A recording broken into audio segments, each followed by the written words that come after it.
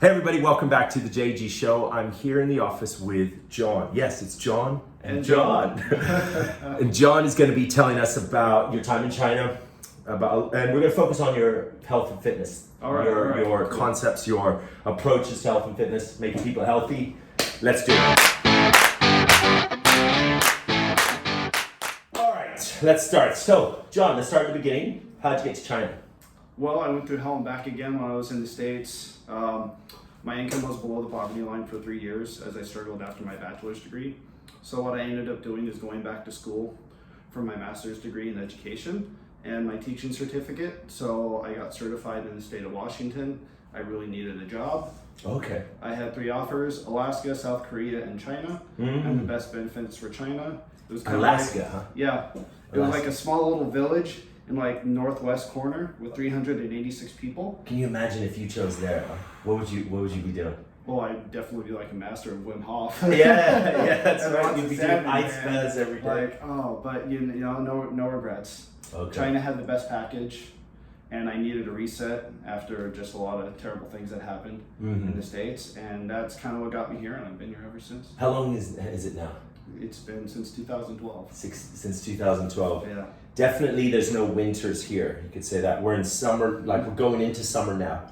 It's getting hot, right? Alaska I hear, just going back to Alaska I hear is like cold, like beyond belief. It's like you have to change, start growing hair in places you never did because it's that cold. Well, I mean, it's all right. Where I was living with my family in like Idaho, it like gets up to zero.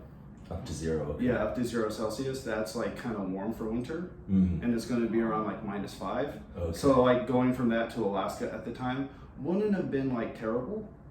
Yeah. Could have been manageable. Yeah. I'm so scared of cold though. It's funny though because we'll swing back over and we'll talk about Wim Hof because that's obviously something we're both very interested in. Awesome, yeah. So no regrets. Came to China first. What was your first impressions of China coming here? It's a bit of a culture change, yeah. Oh yeah, there was a fire in my building. Really? My 3rd day in China. I was like, "Welcome to China, electrical fire." Really? Yeah. I was just like, I can still like distinctly like remember the smell of smoke. Okay. I had just come back from an investors dinner with the school I was employed at, and like, I was on the 11th floor, electrical fire on the 9th. I was low tech. I had like a Samsung like flip, and it was like flip with the keypad. It didn't have a flashlight on it, so I'm going down. It's like 2 a.m, and I'm just like pressing the screen. And it's like barely lit, and there's like smoke. I woke up. I couldn't see like that wall. It was like nuts. This is the 3rd day in China. 3rd day in China. Electrical fire. Yay! But like it's all right. You know, it's a good story. And give us another one. That sounds good. Something crazy. Taxi. Okay. Taxi. My first taxi, drove on the sidewalk. Oh. It was like going really fast. You just didn't want to wait. This isn't he like little bit approaches the sidewalk and then gets off. He like deliberately like boom and going like probably like at least 100 meters, and then it's like boom darts over into the opposite lane. And it's not like, I'm getting impatient, I'm gonna swerve. It's like, boom, several hundred meters in the opposite direction. A car is coming and it goes, choom. And that was like... You're like, here we go. So China, I was like, what am I doing?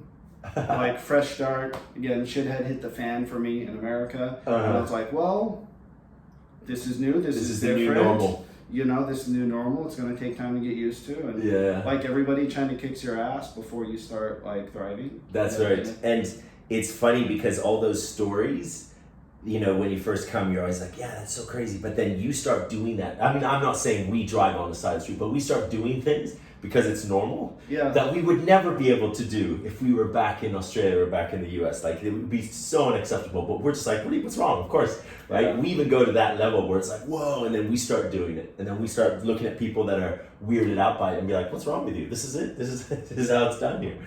But yeah, so let's go into your fitness then, because you've got an approach. You've got a very distinct approach to fitness. A lot of it's body weight stuff. You've got a sort of a more of a wellness attitude when it comes to fitness. Go deep dive into that. Well, I think it's part because of what I respond to, and kind of some of my mistakes. So I made a lot of mistakes on weightlifting before I came to China, not having balanced programs, bro splits, not developing my posterior chain. I like that. Even to this day, I've always been strong at bench press. I've never had to work hard to be good at bench press. In high school, I maxed out at 175, being like 175 pounds. With no back strength, which is really terrible. I didn't know at the time, so I've never had to work hard to increase it. I started lifting weights again when I came to China at Fusion Fitness. Oh yeah, seeing you and your brother, the good old days, like crazy poundages. Yeah, like Dave. 200-300 kilograms. Like you're just like oh, and it's just like a normal day. I mean, that was really inspirational. Yeah. I had done like almost a year of P90X, and I was just like, I mean, I don't want to narc it, but it's just like, if I do more kind of intense cardio stuff, I have skinny bastard genes without doing a lot. Skinny bastard mode, then P90X, like super skinny bastard. Super skinny. You know, and I'm like, I need to do something different. What's that guy's name? P90X guy. What's his name? Tony Horton. Tony Horton. Yeah, I like his program. It's like if you're doing nothing, do it. It's a good beginning. It's not the end all be all. Yeah. I got a program. I did a few sessions with your brother David. Like put together a really good program for me, which I followed for a while until I had a ripped ligament in my toe from a bad Muay Thai kick, and my toe went. I ignored it for 2 months with sharp pain, and then I did nothing for 2 months. And it didn't heal, and then I was like, "Fuck it, I need to do something." So I started working on pull-ups. All right. I would do like 1 or 2 pull-ups and then rest 30 to 60 seconds. I got to the point after 2 months I could do 100 pull-ups in 40 minutes. 100 pull-ups. So how many is that in sets, right? I would do like 2, then rest, 3, rest, 4, rest. I would do 2 to 4, then rest, 2 to 4, rest. 100 though. Yeah, over the course of like 40 minutes. That's a good And one. I was just cranking out like push-ups, and this allowed me to kind of work on my upper body strength while taking load off of that. Eventually, I did acupuncture for 3 months. All right. And that healed it, and now it's fine. What do you think of acupuncture? I think it's good. Yeah. I think it just depends. It's not like it's not like you do this once and everything magically goes away. All right. You know, it's like if you go to the doctor, they're not going to be like, okay, I'm going to give you a prescription. You're going to take 1 pill and you are going to be done. Yeah. I mean, that's just not realistic. Acupuncture is the same way. Okay. So you need like to sessions. do it more than once. Okay. And how many times you do it depends on the condition that's going on. I see. Yeah, I've always been intrigued by acupuncture. Someone was telling me to do it recently, but it's for something very serious then, right? Like this torn toe that you had, right? Yeah. It has to be somewhat serious. You don't just do it if you have like a, you know. Well, in like traditional Chinese medicine, acupuncture is a tool that's supposed to help balance the energy along your meridians. Ooh, okay. So in your organ networks. So if you find someone who's like legit in traditional Chinese medicine, they're going to be able to take your pulse and they're going to be able to diagnose the energy throughout your meridians based upon your pulse and how your tongue looks. And based upon that, they should be able to make recommendations on where to put the needles to balance like the blood flow. I see. Do you have a place that you could do this in Shenzhen? It's kind of a place where you could like get the full. It's been really hard to find a place that actually does it legitly. Like I knew a few people in Hong Kong that did it. Okay. Someone gave me a recommendation recently of someone in Shoko.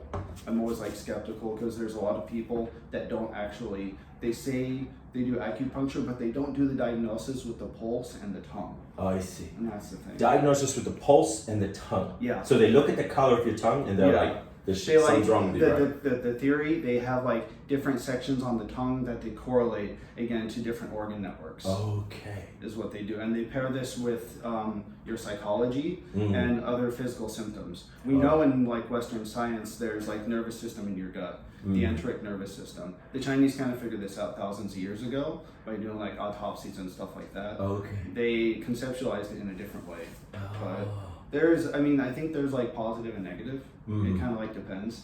All right. So wow. So going back then, you had an injury, which then forced you to do a lot of body weight stuff, and then this is where you kind of put your concept together, your approach on how to be healthy, right? Yeah, that was kind of the beginning. From there, once that was fully healed, I went to starting off with Convict Conditioning, which is a calisthenics program. Oh, okay. Convict as in like prisoner. Yeah, I mean, it's like a marketing thing. Okay. Some say Coach Paul Wade really was in a penitentiary in like San Quentin, California, which obviously helps the program sell better. I mean, yeah, he. I don't know. That's a little bit of a. I don't know if controversy is the right word, or myth, or there's discussion. A lot of people think Paul Wade is.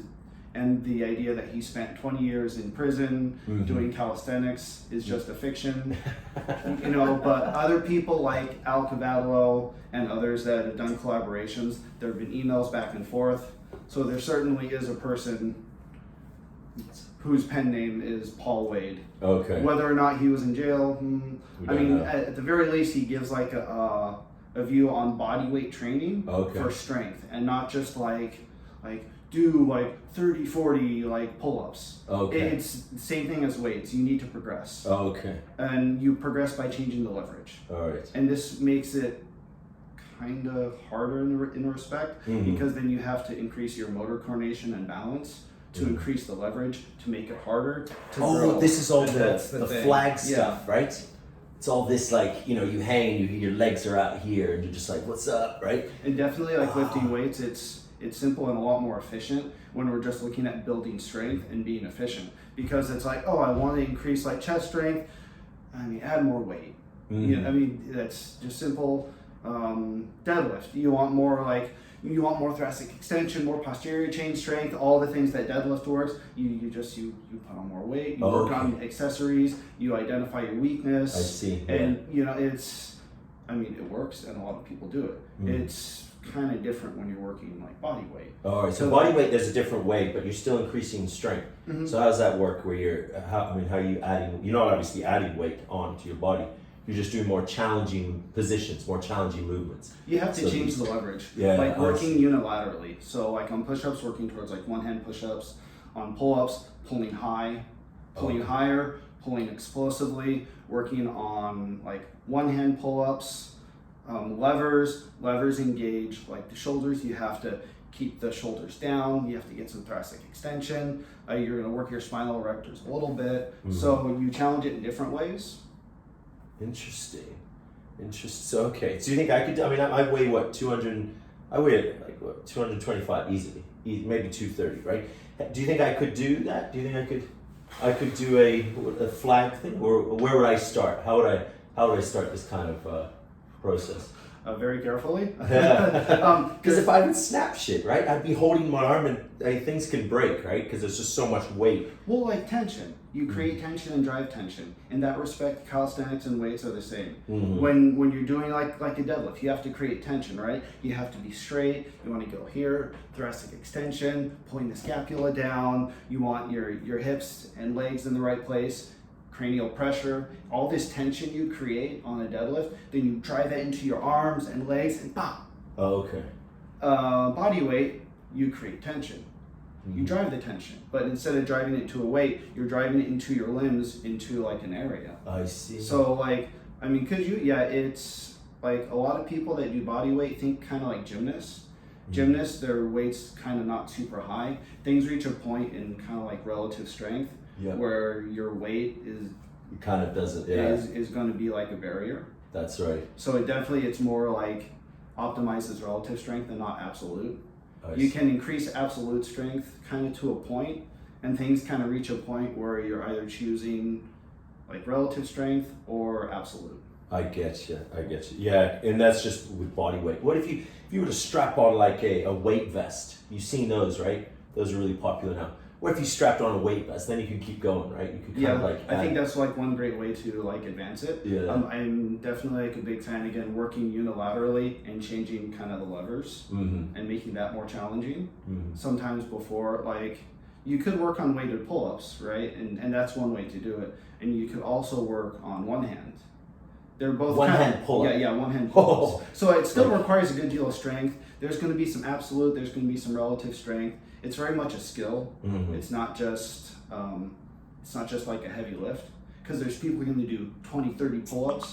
But they struggle with like one hand variations. So it's in like an athletic skill as much as it's a lift. And that's one of the things I do like about the body weight stuff, because when you're manipulating these leverages and stuff, there's very much an athletic skill. I see. I got you. Yeah. Okay. So this is now your approach, and you're getting deep into it. There's phases that you go under. So say someone like myself, or someone who's maybe not as athletic. If they were like, where do I start, John? Where do I go? What's sort of your phase? Phase 1. Then you do like a phase 2, then you're Spider-Man, then you're Tarzan. Then there's the Tarzan phase. You're good to go. Go fucking climb the buildings. Let's go for it. Starting off easy. So squat, pull, push are the basics. Mm-hmm. Just like a lot of other programs with lifting, mm-hmm. where you get them like a squat pattern, you get them pulling exercises, you get them pushing. So you work your posterior, you work the anterior chain. Like finding a body weight squat variation where they're going to be able to do. That's mm-hmm. going to be challenging. This could just be a normal like squat, like in a chair. It could be halfway down. Most people starting off are not going to do a full range. Mm-hmm. You could lie down on the ground and just work your legs like one at a time. It kind of like the beginning phases look a little bit more like physical therapy. Okay. And increasing that paralysis with, depending on their weight, having some sort of like cardio practice as well as calorie restriction to get their like body fat down is going to help a lot. So you're kind of like your approach would be maximize what you can do with your body in a sense of getting stronger, losing weight, burning fat, and then once you're at that level, and if you feel you do need more, maybe you can start using resistance, right? Absolutely. Resistance. That's kind of the and I think you can use both in tandem. It kind of depends on what the person wants. Mm-hmm. I mean, so if they really want to lift weights, that's great, and they don't want to do body weight, that's fine. It might be you want to lift weights to get to body weight, because if you're at a certain weight and you're deconditioned, even working on simple stuff like could be challenging. So I think taking it on a case by case basis, but in generally you can find a variation that's going to be able to fit them. I see. Okay. And so, what's the toughest move that you can do with it? Is it the flag? Is that the toughest one? What's the once you reach that, that's your. I mean, human flag is challenging. Like personally, it hasn't been the hardest. Like mentally, the big thing was just like, holy crap, I'm hanging upside down. Mm-hmm. It was my friend Bruno that helped me train for human flag, because he had experience in the past with like pole dancing, and that helped him like work on like human flag. Definitely like the fear of getting upside down. Otherwise, two things that have been really like challenging for me are front and back levers. Front and back lever. Explain those. Front levers is you're hanging on the bar and your back is parallel to the ground. Oh fuck! That and sounds back really levers hard. is where you go reverse, and then your stomach is parallel to the ground. So you're like this. Yeah, basically. Front levers, you're like this. Back levers, you're like oh, this. That's a bit. What's the kind of shoulder? External rotation. Mm-hmm. It's something you got to work up to, obviously. You work up to it. It's like I'd pop my shoulders straight up if I tried that. And progressive. If you've never done a Klokov press, if you're doing like right now, that would be a terrible idea. The behind that back, like a behind the back press. There was like I think a Russian power lifter, Klokov, and he would do like a ridiculous amount, like 200 kilograms. Yeah, he's like behind the neck, massive external rotation, but you have to have really good shoulder mobility to do it. Okay. So you don't just start off right away doing like 200 kilograms on Klokov press, right? Okay. You're like, how's my shoulder mobility? Okay. Can I get full thoracic extension? I also need full thoracic extension on like deadlifts and squats and deadlift variations, right? On seated presses. So like, my shoulder mobility needs to be good. If my shoulder mobility is good, then I work it progressively, all right? I start with the bar, I'm going up and down, and I'm giving my body time to adapt. I see. And same thing with like a back lever. So you don't just start right away. What would I do? I want to do this one. How do you would start like tuck. Your feet like tucked in all the way like this. Okay. And you're like holding, and it's very much like lat dominant. people say it's a core exercise, but your lats need to be really strong. Your lats are driving your shoulders down to keep stable the whole time. Okay. And this tension, like from here into the lats, is kind of like, I find it analogous to like a deadlift. Okay. Like on a deadlift, if you're doing like a double overhand, like feeling that tension, especially here, and pulling that bar apart. Same thing on like a front lever, is you're right here, you're trying to pull the bar apart, and you're engaging the lats like through here. Gotcha. And you start off that tucked, you still have to maintain that pressure here in your core, because your core connects that energy from the upper to the lower body. Okay. And as you get better, you're going to need hip extension, maintain core stability, you need increased lat strength, boom. I gotcha. Okay. You just keep, and then you slowly extend your legs out further and further. Absolutely. Until you're like, what? You work it statically and you work it dynamically different ways. Okay. You work it top to bottom, you work it bottom to top. Okay. So you find a variation where you can get vertical, like in a tucked position, and slowly work down like eccentric overload. Mm-hmm. And also work the other part, going from the bottom here and trying to raise to parallel in a way that like fits your ability at that time. I see. I like that. I think that's a real badass move. If you can do that, people are like, yeah, dude. It's cool, it's fun. This guy, everyone shut up, let him talk, right? Yeah, I want to do that. Then the human flag, what are the progressions on the human flag? Well, I mean, so definitely like lateral chain, obliques. Because you'd have to have really strong obliques, Your right? obliques need to be fired up to keep yourself stable. Your hips need to be strong to keep your legs out. Shoulders. Okay. The shoulder, you have to have like strong, mobile shoulders. You have to have that engagement and that feeling. Again, just so trying to draw connections to like conventional weightlifting, you have to have awareness.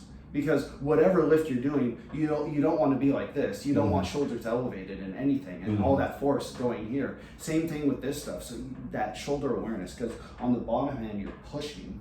Okay. So you're still your scapula. So is the down, bottom hand you're pushing, and the top one you're down. pulling. Okay, shoulders down. Oh, yeah, it's down.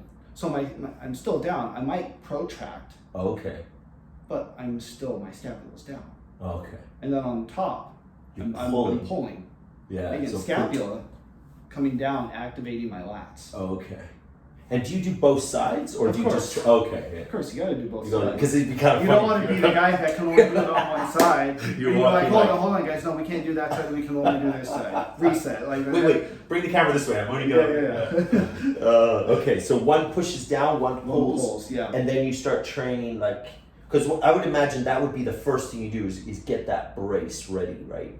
And then you'd start sort of toying with your legs, tucking them in. Yeah, keep them in tucked. Wow. Push, pull, boom, tuck. And with this kind, okay, here's if you sort of train this kind, if you really intensely focus on these sorts of positions, your body, wouldn't it kind of adapt strength-wise, but also weight-wise? Like if say someone was really fat, and we're talking in the laboratory here, maybe it wouldn't necessarily work in real life, but in theory, wouldn't someone who's overweight forcing these movements, wouldn't they lose weight because their body simply has to adapt to be able to manage this position? I mean, the question is the integrity of the joints. Okay, that's a good. I mean, so if their joints aren't in good enough shape, then trying to do these, They'll just that get could be injured. kind of dangerous. Mhm. It would be like a deconditioned individual. Hey, deadlift 150 kilograms. Mm. A deconditioned person who's been on the couch for 3 years to try to deadlift like 150 kilograms, even if they did like 200 back in the day, like, I mean, that's Very dangerous. I mean, that's kind of dangerous. Mhm. I mean, maybe we like, okay, he was like badass like years ago, but it's been a some while. time. Let's just let's get used to things. Let's shed a little bit of body fat. Let's just like waken up, that muscle memory, and then let's try something. Maybe not 200, but and again, same thing. So like, if I have someone who's like overweight and they're deconditioned. I mean, if they Where do they start? if they want to, they're an adult. Adults can make choices. There's consequences for your choices. So if they want to, there's a ton of information online. They can practice the progressions on their own, and whatever happens, inshallah. But you don't encourage that. You would encourage. I would stick say to the basics, lose the weight. let's lose the weight. Let's stick to the basics.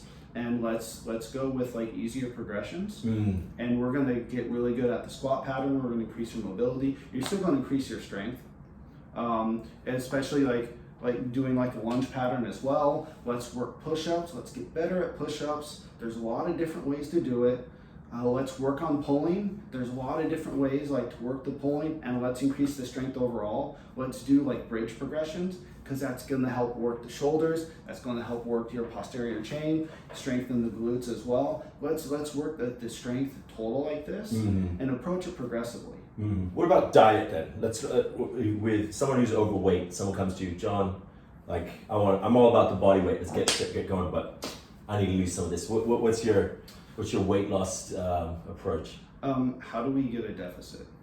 Just drop the calories. How do we drop the calories that we can sustain over time? Because Mm-hmm. you can do any system for 3 months. You can do something for 3 months, and then be over it. Be like, that know, was fun. And I know there's other cheesecake. systems, for example, here, and they're really good at getting people down in 3 months. And then I see a lot of people rebound in a month, you know. It's a big issue, right? But then it's like, I mean, the issue is not the system. It's the person. I mean, that's like eating psychology. It's your like emotional attachment, like patterns and kind of stuff like that.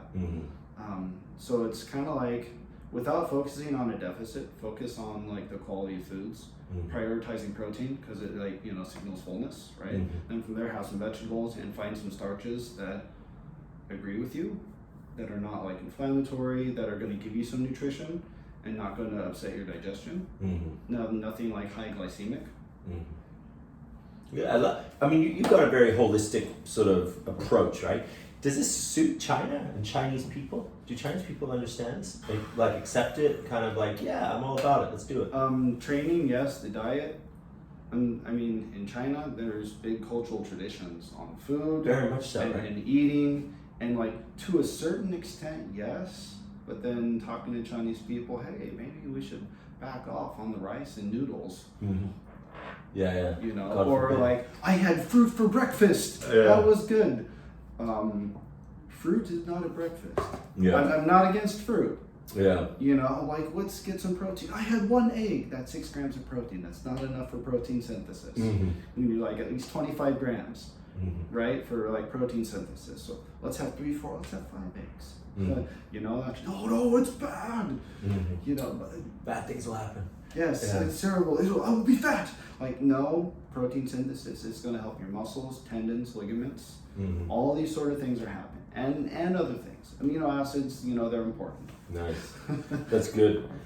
Well, let's segue now. Let's go into a bit of Wim Hof, right? Awesome. Yeah, so there's a guy, Paul, right? I had him on the podcast too, and he does ice baths. Like, Okay. he said he's done it a couple of times, and he's like, yeah, it's something I'm going to do.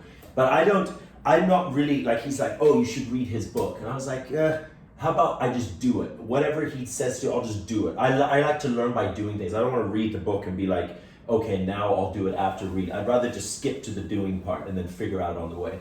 So I don't know. What's your whole thing with Wim Hof? You got his app? So I have his app. Okay. So you don't want to listen to documentaries. Break it down. You just want to do stuff. Boom, Wim Hof, the app. Okay. Oh, my phone's there. So you just go, and a really easy way to start it is the guided breathing bubble.